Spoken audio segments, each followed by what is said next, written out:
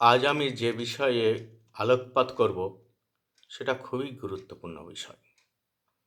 বিদ্যালয় নির্বাচন করার সময় এই ৩টি বিষয়কে ভুলে গেলে হবে না।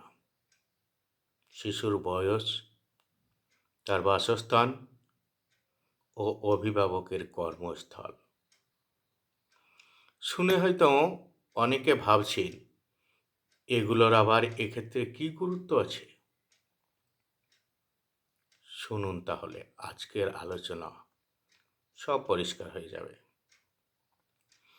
আমরা সাধারণত কেউ গ্রামে, কেউ ব্লক লেভেলের আধা শহরে, কেউ মহকুমা বা জেলা শহরে বসবাস করি।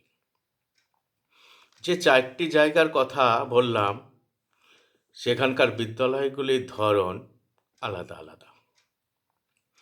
ভাষাগত দিক থেকে সেগুলো ইংলিশ মিডিয়াম অথবা বেঙ্গলি মিডিয়াম।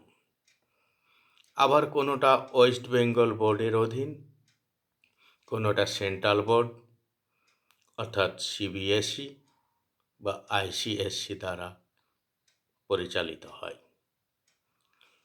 এই বিষয়ে আমরা পরবর্তী ভিডিওতে বলবো, আজ সেটা বলছি না। আজ যেটা প্রথমে বলবো সেটা হলো, আপনি যদি 10 বছরের শিশুকে 30 কিমি দূরে ভর্তি করে দেন এবং প্রতিদিন যাতায়াত করে পড়াশোনা করতে হয়, বলুন তো সেটা কেমন হবে? এটা হলে শিশু মানসিক ও শারীরিক দিক দিয়ে বিপর্যস্ত হয়ে পড়বে। আমার মনে হয় শিশুর বয়সের 1/3 অর্থাৎ 3 ভাগের 1 ভাগ দূরত্ব হবে বিদ্যালয়ের। বয়স যদি 6 হয়, তাহলে বিদ্যালয়ের দূরত্ব হবে বাড়ি থেকে 2 কিমি। শিশুর বয়স কম হলে আপনারা আশেপাশে কম দূরত্বের সরকারি বিদ্যালয়, যেখানে উপযুক্ত সুব্যবস্থা আছে, সেখানে ভর্তি করুন আপনার সন্তানকে। তা না হলে বেসরকারি বিদ্যালয়ে ভর্তি করুন। আপনার শিশুর মতামতকে গুরুত্ব দিয়ে বাংলা অথবা ইংলিশ মিডিয়াম কোথায় ভর্তি করবেন সেটা ঠিক করুন। জোর করে ইংলিশ মিডিয়াম চাপিয়ে দেবেন না, তাতে হিতে বিপরীত হবে। বুঝতে পারলেন তো? অধিক গুরুত্ব দিন শিশুর মতামতকে, সে কোথায় পড়তে চাইছে, ইংলিশ মিডিয়ামে না বেঙ্গলি মিডিয়ামে। জোর করে চাপিয়ে দেবেন না। প্রয়োজনে পরীক্ষা চালান। একই সঙ্গে 1 বছর হয়তো ইংলিশ মিডিয়ামে ভর্তি করলেন, পরের বছর হয়তো বেঙ্গলি মিডিয়ামে ভর্তি করলেন। দেখুন শিশু কোনটা আগ্রহের সঙ্গে গ্রহণ করছে। গ্রামের ক্ষেত্রে যেগুলোকে আমরা ইংলিশ মিডিয়াম বলি, সেটা আসলে ইংলিশ বা বাংলা কোনোটাই নয়। এটা একটা হাইব্রিড মডেল বলা যেতে পারে। তবে গ্রামের ছোট ছোট শিশুদের ক্ষেত্রে এটা খুবই উপযুক্ত। দুটো ভাষাকেই এখানে সমান গুরুত্ব দেওয়া হয়, এটা আপনাকে বুঝতে হবে। শহরের স্কুলগুলো হয় পুরোপুরি বাংলা অথবা পুরোপুরি ইংলিশ মিডিয়াম। তাই আপনার সন্তানকে আপনার নিজের মতামত বাদ দিয়ে, তার মতামতকে গুরুত্ব দিয়ে কোথায় ভর্তি করবেন সেটা ভাবতে হবে।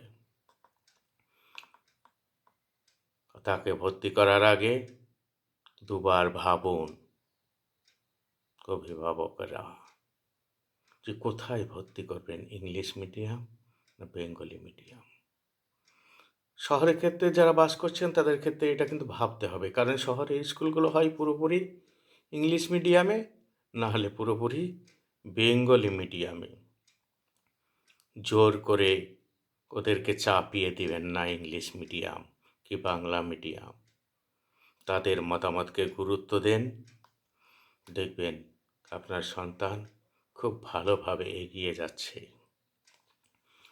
যদি স্বেচ্ছায় ইংলিশ মিডিয়ামে পড়তে চাই, প্রয়োজনে আপনি বাসস্থান পরিবর্তন করুন, গ্রাম থেকে শহরে যান, অথবা গ্রাম থেকে আধা শহর ব্লক লেভেলের শহরে যান, কিংবা গ্রামে ভালো স্কুল থাকলে গ্রামেই ফিরে আসুন শহর থেকে। বাবা দূরে শহরে থাকে, মা সন্তানকে নেই গ্রামে, এমন ফ্যামিলিও আমরা দেখতে পাই অনেক অনেক। কারণ পেটের তাগিদে তাদের শহরে কাজ করতে যেতে হয়। তবুও প্রতিটা বাবা মায়ের আশা থাকে তার সন্তানকে ভালো জায়গায় একটু পড়ানোর ইচ্ছে থাকে। তাই স্বেচ্ছায় ইংলিশ মিডিয়াম সে যদি পড়তে চায়, তাহলে বাবার কর্মস্থলে নিয়ে গিয়ে সেখানে শিশুকে ভর্তি করুন। আর যদি না সম্ভব হয়, তাহলে শিশুকে মায়ের সঙ্গে শহরে কোথাও ভালো স্কুলে ভর্তি করুন এবং তার কাছাকাছি জায়গায় শিশু তার মায়ের কাছে থাক। এটাও খারাপ হবে না।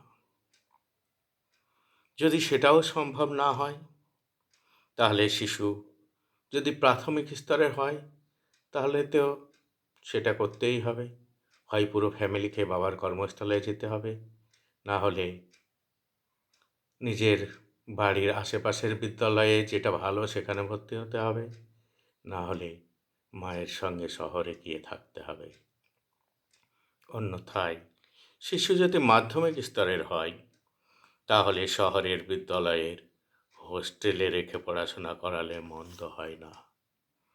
এটাও আপনি বিবেচনা করতে পারেন। শুনে নিশ্চয় অনেকেই উপকৃত হবেন কথাগুলো। যদি ভালো লাগে, তাহলে আবার পরবর্তীতে দেখা হবে নতুন ভিডিওয়।